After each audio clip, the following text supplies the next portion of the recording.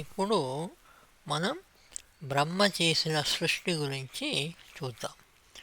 శ్రీహరి దర్శనమిచ్చి అంతర్ధానమైన తరువాత బ్రహ్మ ఒక 100 సంవత్సరాలు తపస్సు చేశాడు. అప్పుడు మహావాయువు వీచింది.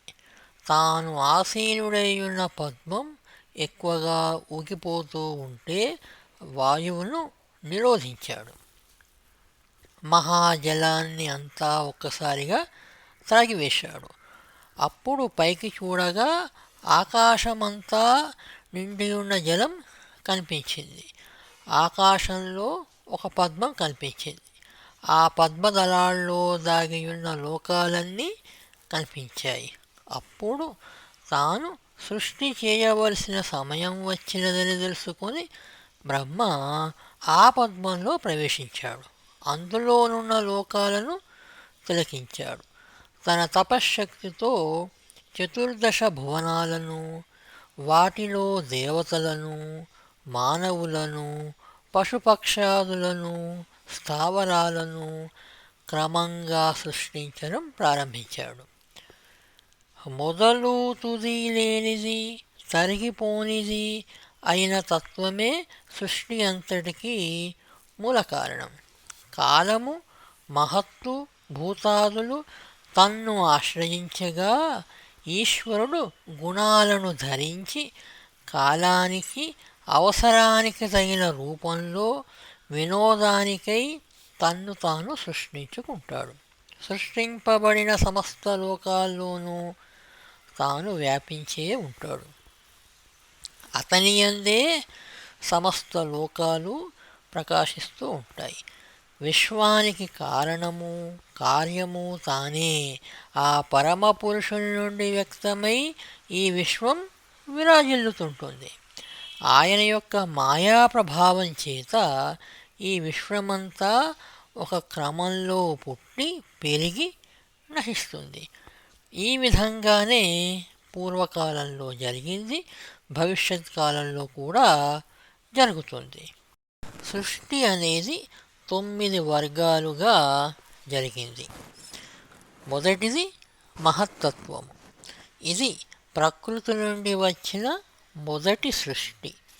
సత్వరజస్తమో గుణాలు సమతులనం కాలముచే చెదరగొట్టబడగా ఈ మహత్తత్వం ఏర్పడుతుంది. అంటే కాలం అనేది సత్వరజస్తమో గుణాల యొక్క సమతులనాన్ని చెడగొడుతుంది. అప్పుడు ఈ మహత్తత్వం అనేది ఏర్పడుతుంది. రెండవది అహంకారతత్వం. ఇది ప్రకృతి నుండి వచ్చిన రెండవ సృష్టి. దీని నుండి పంచభూతాలు, దశేంద్రియాలు, పంచతన్మాత్రలు, మనస్సు వచ్చాయి. ఇది ద్రవ్య జ్ఞాన క్రియాత్మకమైనట్టిది. మూడవది భూత సృష్టి. పంచతన్మాత్రలు శబ్ద, స్పర్శ, రూప, రసగంధాలు. ఇవి సూక్ష్మావస్థలో ఉండే శక్తులు. ద్రవ్యాలైన పంచభూతాలతో చేరి ఉంటాయి ఇందులో. నాలుగవది ఇంద్రియ సృష్టి. 5 జ్ఞానేంద్రియాలు, 5 కర్మేంద్రియాలు ఈ ఇంద్రియ సృష్టిలో జరుగుతాయి. ఐదవది దేవతా సృష్టి. ఇంద్రియాభిమానులైన దేవతల సృష్టి. దీనిని దేవసర్గము అంటారు. ఇది మనోమయమైన సాత్వికాహంకారం వలన కలుగుతుంది. ఆరవది తామస సర్గ. ప్రకృతి మండలమైన అండ సృష్టి. దీని వలన ఆవరణ విక్షేపాలు కలుగుతాయి, అజ్ఞానం వలన కలుగుతాయి. ఇది తామసాహంకార జనితం. ఈ ఆరును భగవంతుని లీలా విలాస జనితాలైన ప్రాకృత సృష్టులు. ఇప్పుడు చెప్పబోయే 3 రకాల సృష్టులు వైకృత సృష్టులు. ఇవి రజోగుణముతో కూడియున్న బ్రహ్మదేవునిచే చేయబడినవి. అంటే ఇప్పుడు ఏడవది స్థావర సృష్టి. ఓషధులు, అరటి, వెదురు పొదలు అలాంటివి. పువ్వులు పూయకుండా ఫలించే వృక్షజాతులు. రావి, మేడి, మర్రి, పనస మొదలైన వనస్పతులు. పువ్వులు పూసి ఫలించిన తర్వాత నశించిపోయేవి. ఓషధులు, ధాన్యము, పెసలు మొదలగునవి. మాలతీ లాంటి లతలు, పుష్పించి ఫలించే వృక్షాలు. ఇవి భూమి నుండి ఆహారం తీసుకొని పెరుగుతాయి. ఇక ఎనిమిదవది తిర్యక్కులు. 28 జంతుజాతులు. నిన్న, నేడు, రేపు అనే జ్ఞానం లేనటువంటివి. తమోగుణ ప్రధానమైనవి. ఆహార నిద్ర మైథునాలయందే ఆసక్తి కలవి. వాసన చూచి గుర్తించేటివి. సుఖదుఖాలను త్వరగా మరచునవి. భూచరాలే కాకుండా మొసలి లాంటి జలచరాలు, రాబందు లాంటి ఆకాశచరాలు కూడా తిర్యక్కులే. ఇక 9వది మానవులు. ఈ జాతి రజోగుణ ప్రేరితమైనటిది. కర్మ చేయడానికి ఆసక్తి చాలా ఎక్కువ. మానవులు దుఃఖమునందు కూడా సుఖాన్ని ఆపేక్షిస్తారు. ఈ 3 వైకృత సర్గములు దేవతలు కూడా వైకృత సర్గములోని వారే అయినా వారిని దశమ వర్గంగా మనం పేర్కొనవచ్చు. దేవతలు వీరు 8 వర్గాలలో పేర్కొనబడ్డారు. పితృదేవతలు, అసురులు, గంధర్వులు, అప్సరసలు, సిద్ధులు, యక్షరాక్షసులు, చారణులు, భూతప్రేత పిశాచాలు, కిన్నెర కింపురుషులు, విద్యాధరులు. ఈ విధంగా ప్రతి కల్పారంభములోనూ సృష్టి జరుగుతుంది. విదురా, ఇప్పుడు బ్రహ్మ చేసిన సృష్టి యొక్క క్రమం గురించి చెప్తా విను. బ్రహ్మదేవుడు నేను సృష్టిస్తాను అని సంకల్పించగానే అహంకారపూరితమైన దేహాభిమానం గల మోహము పుట్టినది. భోగాసక్తితో కూడిన మహామోహం పుట్టినది. కోరికలకు విఘ్నం కలుగగానే కన్నులు కనిపించనీయని క్రోధం పుట్టినది. మృత్యుభయముతో కూడిన తామిశ్రము, అంధతామిశ్రము పుట్టాయి. వీటి వలన చిత్త విభ్రమం కలుగుతుంది. వీటిని అవిద్యాపంచకం అంటారు. ఈ అవిద్యాపంచకంతో భూతకోటిని సృష్టించడం పాపకార్యమని గుర్తించి బ్రహ్మ పశ్చాత్తాపం చెందాడు. భగవద్ధ్యానం చేసి పునీతుడయ్యారు.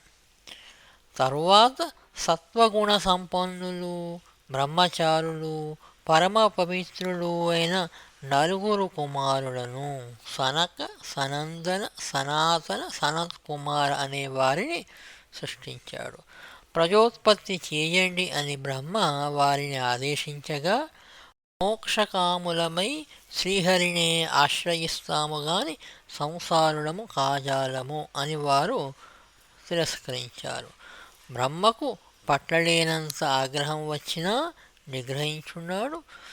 ఆ ఆగ్రహం అతని భృకుటిలో కేంద్రీకృతమైంది. అక్కడ క్రోధస్వరూపుడైన నీలలోహితుడు ఉద్భవించాడు. అతడు జన్మిస్తూనే పెద్దగా రోధించాడు. నీలము, ఎరుపు రంగులతో పుట్టిన అతడు బ్రహ్మని అడిగాడు, నేనెవరిని, నా పేరేమిటి, నేనెక్కడ ఉండాలి, ఏమి చెయ్యాలి అని. బ్రహ్మ అతనిని బుజ్జగిస్తూ, నాయనా, ముందు ఆ రోదనమాను, నీకు రుద్రుడు అనే నామం సరిపోతుంది. రౌద్రముతో రోదిస్తూ పుట్టడం చేత రుద్రుడు అనే నామం పెట్టాడు. సూర్యచంద్రులు, పంచభూతాలు, ఇంద్రియాలు, ప్రాణము, తపస్సు, హృదయము, ఈ 11 నీ నివాస స్థలాలు. నీకు 11 నామాలు ఉంటాయి. మన్యువు, మనువు, మహాకాలుడు, మహత్తు, శివ, ఋతుధ్వజ, ఉరురేతస్క, భవ, కాల, వామదేవ, ధృతవ్రత అనేవి. నీకు ధీ, వృత్తి, ఉషణ, ఉమా, నియత్, నియుత్, సర్పి, ఇళ, అంబిక, ఇరావతి, సుధ, దీక్ష అను పేర్లతో 11 మంది భార్యలు ఉంటారు. నీవు ప్రజా సృష్టిని చెయ్యాలి అని ఆదేశించగా రుద్రుడు తనతో సమానులైన తనలాంటి ప్రజలని సృష్టింపనారంభించాడు.